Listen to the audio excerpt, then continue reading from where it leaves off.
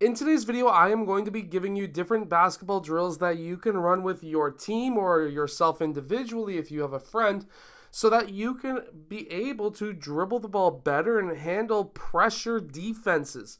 Being able to handle a pressure defender is not easy. Normally, players will turn the ball over. You need to be able to dribble the ball with pressure. So that's what today's video is all about. Really quickly, if you want to become a better point guard or shooting guard, make sure to go check out the shooting guard blueprint and the point guard workout that is down in the description below.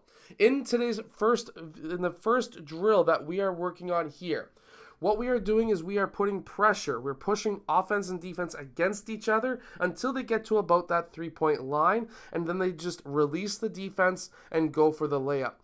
We don't want to have injuries. We don't want to have pushing around the basket. I personally try to avoid injuries as much as possible, especially inside of training. So right here, pushing up against each other, trying to handle and get used to just having a pressure defender rubbing, or at least going up against your body so that you can basically understand the feeling and, of course, not be too scared when somebody starts touching you. Pause again. But touching you in the game, because so many players are afraid as soon as they get touched, they turn over the ball. They're like, oh my God, it's a foul, but it's not actually a foul. So this is a great drill to be able to get used to aggressive defenders. I personally really hate the zigzag drill. The only reason I like the zigzag drill is if it's somebody who just does not know how to do a crossover. But this is my version of the crossover drill.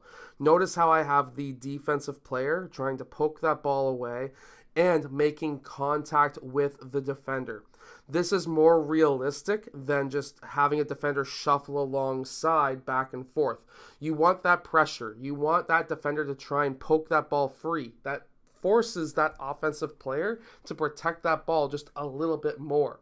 And then once they get to that 3-point line, I want them to go one-on-one to the basket. Real defense. And this is how I feel like you can get used to a pressure defender and understanding what it's like to have somebody that close to you on defense. Younger kids tend to give a lot of space. This can actually teach a little bit of defense too, because now you have their chest into you, the defender trying to actively reach and play actual real defense. And this is exactly how you will become a better basketball player and a better ball handler as well.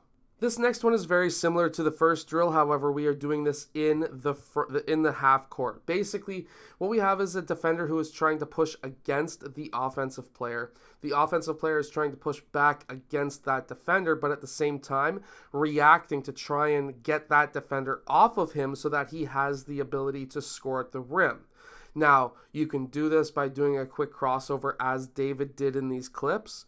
You can also do what some other players have done in the past, which is a spin move. There's so many different options. Here, David gets his body into the defender as well when he gets to the rim and tries to do a Shea impression of trying to make the defender jump, but these are all things that you can do.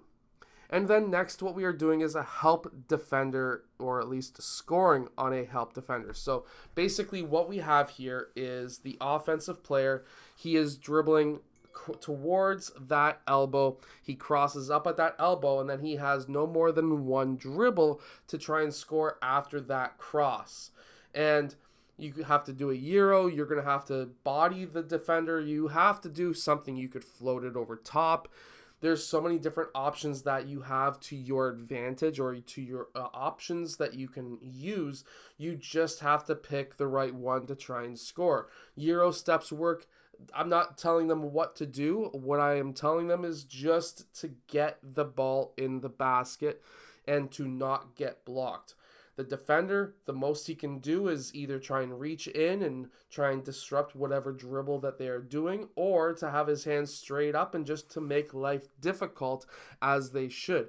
They can jump for the block, whatever they feel is necessary to try and get that offensive player to miss their shot. That is the key here, while the offensive player has to try and figure out a way of trying to score. So if you are a player looking to become a better guard, make sure to go check out the shooting guard blueprint that is down in the description below, because that is going to give you 8 weeks of training and workouts, and it is going to give you a ton of basketball IQ when it comes to understanding the game and different reads that a shooting guard needs to be able to make. Anyways, I hope that this video has helped you become a better basketball player. If it has, hit that like button and subscribe, and I will see you guys again in my next video.